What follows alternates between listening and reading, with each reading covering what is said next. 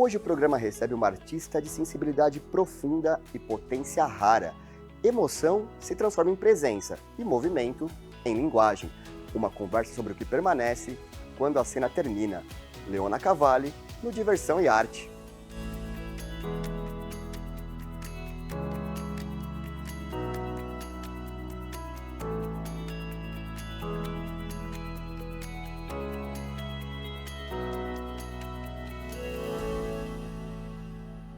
Diversão e Arte está começando e hoje a gente recebe a atriz e diretora Leona Cavalli. Leona, muito obrigado por ter aceitado o nosso convite e por estar aqui na LESP, viu? Obrigada, que bom estar aqui com vocês. Tava falando pro Bruno que eu tô achando ótimo que tem aqui nesse canal esse programa de arte, de entretenimento, é muito legal. Que bom, muito obrigado pelas palavras. Leona, a gente está aqui na LESP, um ambiente político, e você tem uma relação com política, né? O seu pai é um político no Rio Grande do Sul, advogado. Olha o que ele foi achar, hein? Pesquisamos. Não, política para mim sempre teve na minha vida, assim, muito presente, claramente, porque o meu pai, ele é político. Eu nasci no Rio Grande do Sul, no Rosário do Sul, meu pai foi prefeito 2 vezes, foi candidato a deputado e foi vereador 2 vezes, atualmente não é mais, mas também continua ligado na política. E por um lado, meu pai sempre foi de partidos de direita e minha mãe sempre foi de partidos de esquerda. Totalmente. Mas a sua mãe política também? Não é política, mas assim, a família toda da minha mãe sempre foi assim muito envolvida, assim, desde o princípio, desde o meu avô, e só que de partidos opostos à família do meu pai. Então, para mim, política sempre foi um encontro. Né? Assim, sempre foi um lugar de discussão e de encontro também entre visões divergentes. É por isso que eu acho que é necessária esse lugar do encontro mesmo, né? Das divergências, as divergências como um caminho de democracia. A democracia para mim é isso, é essa possibilidade de você até divergir em paz, com opiniões diferentes. E, por outro lado, eu acho que, como atriz, a política ela é presente em tudo, em qualquer relação de cidadania. Então, a gente não pode se isentar. Uma coisa é esse sentido da política, para mim tem a ver com polis, sabe? Com a cidade.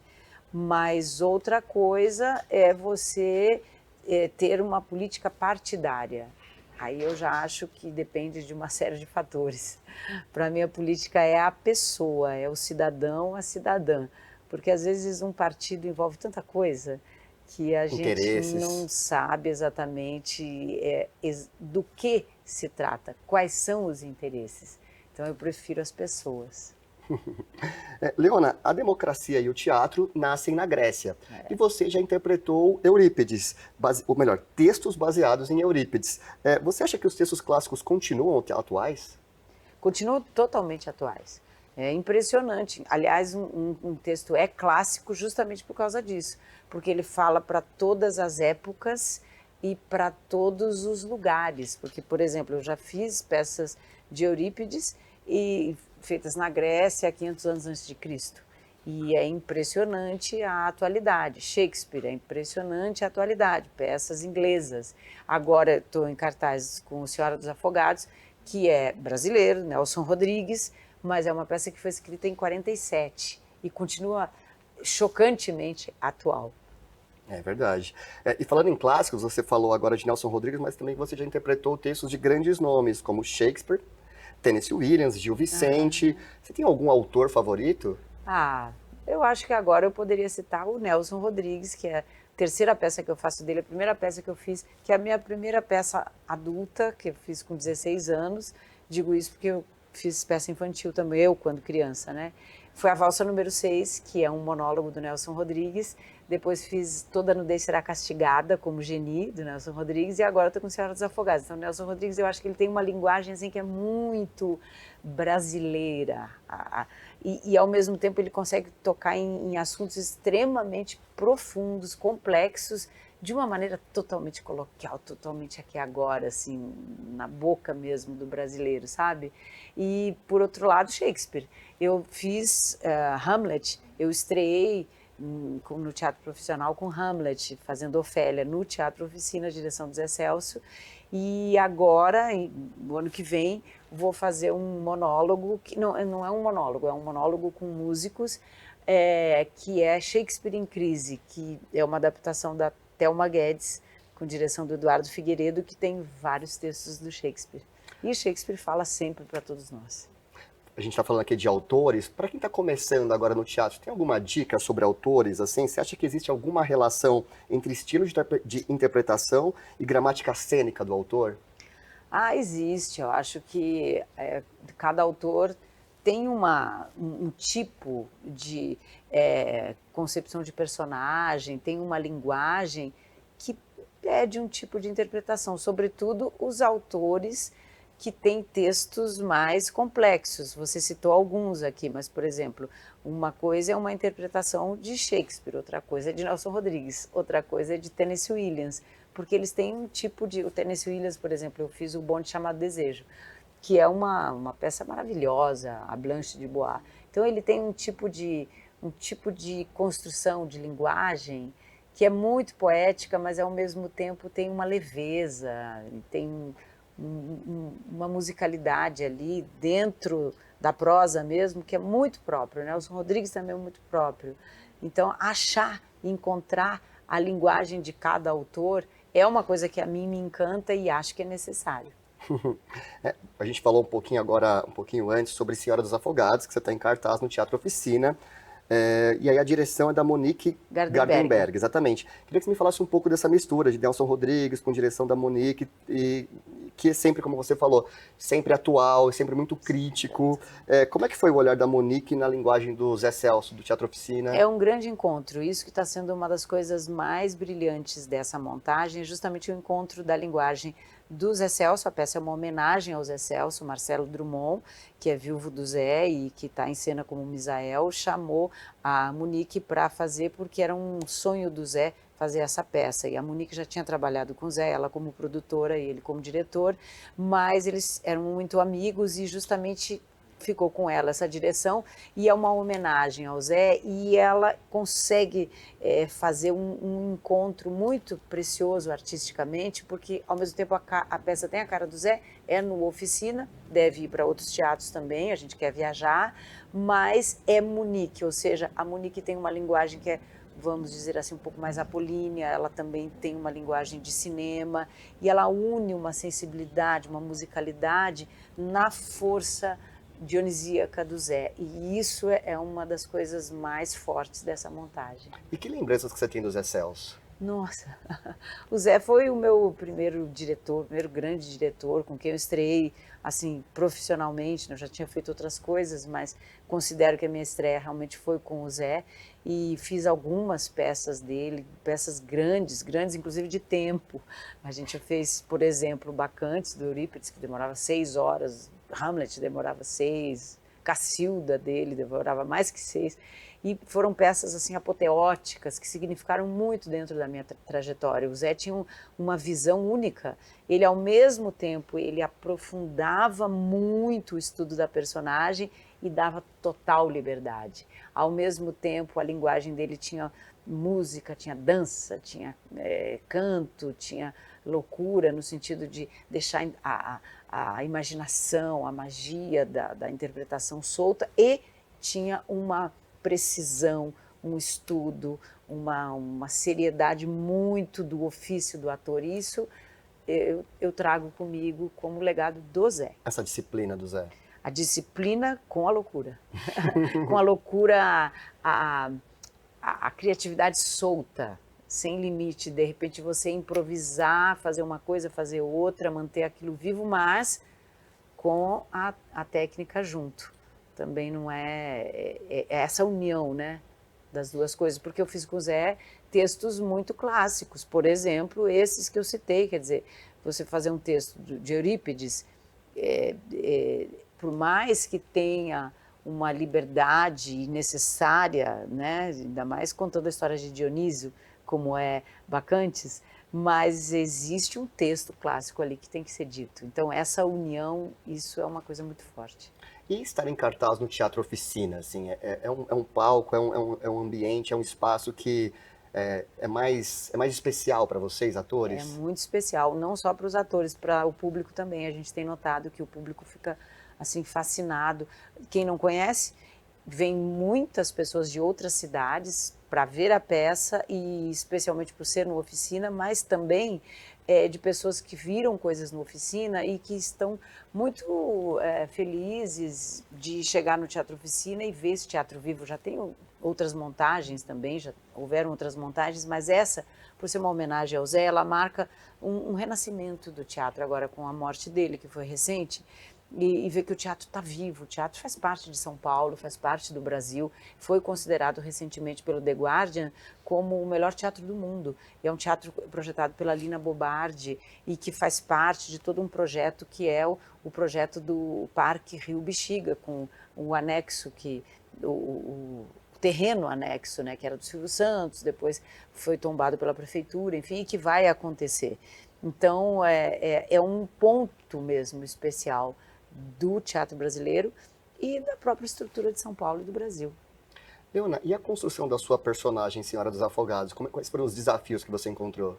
Olha, é uma personagem realmente muito forte, muito especial, a Eduarda, porque ela é uma mulher, a mulher de um juiz, de um ministro, que vive um conflito imenso entre a fidelidade e a paixão proibida por um homem, que eu não vou contar tudo aqui porque vocês vão ver a peça, mas essa coisa dos conflitos, né, internos, o conflito interno familiar com a filha, enfim, é uma tragédia que ela vive, mas esse conflito do desejo louco de se entregar a uma aventura e a tradição ali, mantida ali por uma herança de anos e anos, de uma família muito tradicional e todos os medos, as loucuras e as paixões que envolvem isso. E o Nelson consegue fazer uma personagem muito rica, muito profunda, muito complexa. Tem sido um grande prazer fazer. A gente está falando bastante sobre teatro, Leona, mas a televisão acaba sendo uma vitrine para o teatro, né? Como é que você encara agora a mudança dos streamings e das mídias sociais nesse jogo? A televisão, ela não só é uma vitrine para o teatro, porque a televisão chega em lugares que o teatro não chega. Por exemplo, eu já fui numa tribo indígena na Amazônia e alguns indígenas tinham referência de novela. Eu já fui para o sertão, mais lá dentro de Pernambuco e de repente ter um diálogo com as pessoas que me conheciam através da novela. São pessoas que talvez não pudessem ter oportunidade de vir no teatro. Então a televisão tem uma amplitude muito grande. E eu acho que os streamings vêm para somar. É muito bom poder fazer televisão aberta, poder fazer streaming, fazer internet, enfim, eu acho que quanto mais canais de abertura e de lugar de fazer interpretação, é melhor. Agora tem até novela vertical, É né? verdade. Leona, a gente vai chamar um rápido intervalo e a gente volta daqui a pouquinho com esse papo incrível com a atriz Leona Cavalli.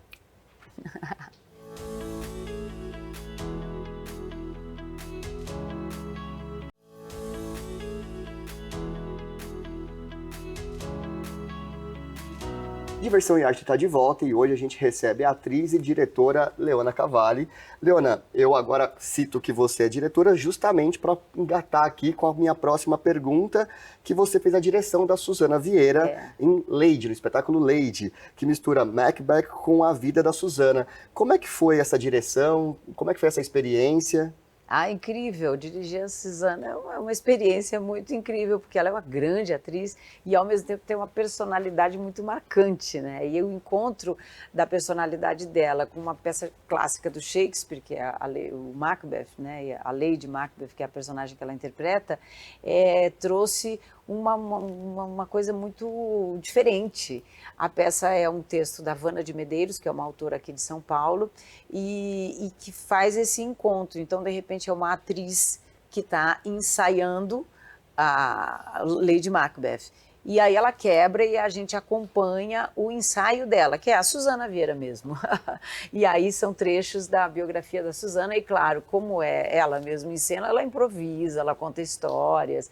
Então ela mistura a comédia com o drama, a tragédia da Lady. E dirigi-la foi uma coisa assim muito especial, porque a Susana, ela vai da comédia ao drama muito rapidamente e ela se expõe.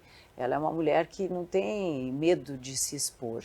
Então é um aprendizado muito grande, muito constante. A peça volta em cartaz, fez São Paulo, fez várias cidades do Brasil, foi para Portugal, muito sucesso em Portugal, uma turnê, e agora volta em janeiro para o Rio, para mais uma temporada. E você consegue falar pra gente quais são os seus diferenciais na direção, comparado com tantos diretores que você teve ao longo da vida? É delicado, porque é, isso são coisas que a gente vai construindo, né? Mas eu acho que o olhar do ator mesmo, por ser atriz, acho que eu tenho um olhar assim muito preciso, uma comunicação um prazer de dirigir os atores, junto com esse olhar do todo, né? E eu gosto muito de misturar linguagens. Eu acho que isso é uma coisa que enriquece. Por exemplo, eu dirigi uma peça Pandora, que ficou em cartaz 2 anos agora, há pouco tempo, onde tinham várias linguagens. Era uma peça que tinha teatro de sombras, tinha máscara, tinha dança, tinha várias linguagens, porque era uma contação de histórias, e ao mesmo tempo tinha ali um drama, um embate de duas irmãs, com a Jordana Koresh e com a Jaqueline Roversi. Falando agora sobre televisão, Leona, você tem algum personagem, assim, alguma coisa que te marcou, que as pessoas na rua te reconhecem mais? Olha, eu fiz uma novela agora recentemente, que foi A Terra e Paixão, que naturalmente as pessoas falam bastante porque foi recente. Agora tem uma novela que foi também, essa Terra e Paixão do Valcir Carrasco, e Amor à Vida do Valcir também, que eu fiz uma médica que é uma relação com o personagem do Félix, que era do Matheus Solano, que fez muito sucesso, e Gabriela também, 3 do Valcir que fizeram muito sucesso. Gabriela, que foi uma adaptação do Jorge Amado e que eu fazia a personagem Zarolha, foi um grande sucesso. Órfãos da Terra, da Thelma Guedes, que foi uma novela das 6, mas que foi uma novela que ganhou Grammy, premiada e tal, as pessoas falam bastante. As pessoas falam bastante de novela, né? De televisão, de personagens. Teve uma série que eu fiz, que foi O Rei da TV, que foi no streaming, na Disney Star Plus, e que é assim um sucesso. A gente fez durante a pandemia, é sobre a história do Silvio Santos. Eu faço a Iris Abravanel, mas por incrível que pareça, essa série é um grande sucesso, e como ela continua, né, porque é streaming, as pessoas me falam muito. E você que tem contato com jovens atores, você sente uma dificuldade grande hoje em dia deles conseguirem espaço para conseguir entrar na televisão? Mas sempre teve, eu acho que essa dificuldade. Por outro lado, como tem agora mais possibilidades, né? Tem Globo, tem as televisões abertas, mas tem Globo, tem SBT, tem Record, mas tem os streamings também. E eu sinto que com a linguagem do YouTube, do Instagram, dos stories, as pessoas estão se colocando mais, não tem aquela coisa, o audiovisual, esperar um convite. As pessoas estão fazendo e, de repente, a coisa pinta e rola. Mas eu acho que é muito importante continuar com a formação, porque isso faz diferença. É o que faz a diferença. Vamos dizer, se tem 2 atores de talento, qual é a formação de um, a seriedade de um, a ética, essas coisas todas somam. Então, é muito importante que se mantenha essa formação ao mesmo tempo com a diversidade, porque é isso que abre portas. Mas te preocupa, ou pelo menos acende um sinal amarelo em você, quando a gente vê influenciadores ganhando muito espaço em produções na televisão ou no cinema, por exemplo? Eu acho que isso é um pouco inevitável agora, essa mistura, né?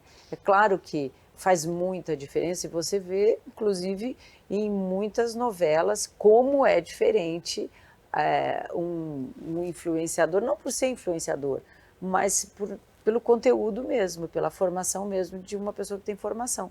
Mas também não quer dizer que não possa ter pessoas talentosas no meio disso, assim como há um tempo atrás tinha a questão dos modelos e das modelos, né? Mas tem modelos que têm talento. Então, não é exatamente uma questão assim, influenciadores não podem fazer, mas tem que ter conteúdo, tem que, como qualquer pessoa, assim como teve há pouco tempo também um boom de pessoas que não são atores, assim, a gente gosta de trabalhar com não atores, né? Sobretudo no cinema, mas também não quer dizer, o que é importante é você ter, ter conteúdo, ter talento, ter dedicação e mais ainda ter vocação, e isso tem a ver com formação. Então tem que estudar, tem que pesquisar, porque a atuação, ela é um ofício que lida com o ser humano. Então se você não tiver uma curiosidade, um olhar humano, um olhar de interesse pela vida, pelas pessoas e se trabalhar como ser humano, é muito difícil você ter uma complexidade e as personagens são interessantes porque são complexas. Você falou de vocação. Você tem esse olho treinado para observar ali quem está começando e falar, esse tem vocação, esse tem um talento a mais, assim? Eu acho que eu sempre tive isso naturalmente. A gente dá uma olhada assim e sente. Leona, como é que é a sua relação com o tempo, com o prazo, com o trabalho sob pressão? É um desafio, né? Sobretudo produção. Eu acho que produção é um desafio, produção para mim sempre foi. Por isso que eu acabo fazendo, porque a gente tem que fazer, né? Não tem jeito, né? Eu falo que a gente tem que aprender a gostar. Tem que aprender a gostar. É difícil, mas tem que aprender a gostar e disciplina é uma coisa que eu acabei aprendendo justamente a ter e a gostar de ter, porque com disciplina você tem liberdade, você faz mais coisas, né? Com disciplina o tempo rende mais, então é necessário, acho que é necessário. E acho que a gente, no geral, assim, está conseguindo como artistas brasileiros que não têm exatamente muita formação assim para produção. Estou falando produção porque produção é um lugar que exige muita essa coisa da disciplina, né? Mas cada um também acaba se produzindo, né? Um ator tem que ter uma produção interna, cotidiana, por exemplo, fazer exercício, por exemplo, buscar cursos que te enriqueçam. Não é só estar ali em cena, mas a vida exige uma produção constante. E isso é muito importante que cada um tenha, não só como atores, qualquer profissão, a disciplina não é só na hora de você estar atuando, é na hora que você está em casa, que você vai selecionar o seu tempo.